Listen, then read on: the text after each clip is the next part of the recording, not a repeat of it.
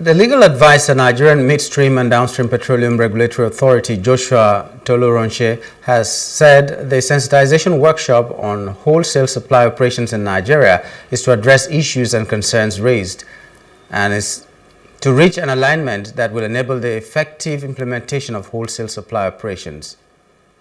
The law was passed in 2021, and since then we've been trying to implement it. Actually, some companies have been paying, while others have not. So we're trying to explain to those who have not to see the reason why they should pay. And we're trying to implement the law from the time it was passed. We are having resistance in the sense that implementation did not be done immediately when the law was passed, because we need to pass regulation, we need to make guidelines that will specify the procedures for collections. So the timing for implementation is also part of what we are discussing.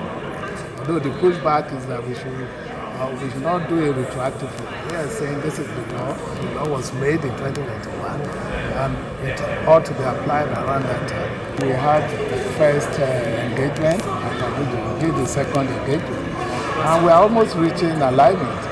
You will see that after our day, we will resume again and continue our discussions. We're going to reach an alignment very sure. The Petroleum Industrial Act came into existence in August 2021, introducing licenses for wholesale supply operations as prescribed in Section 142 and 197 of the Act.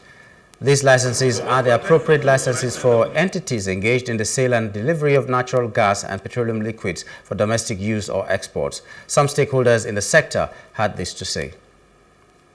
But what we are trying to do right now is that we discover the IOCs or the N.M.D.P.R.A, they discover some lacunas, some gaps.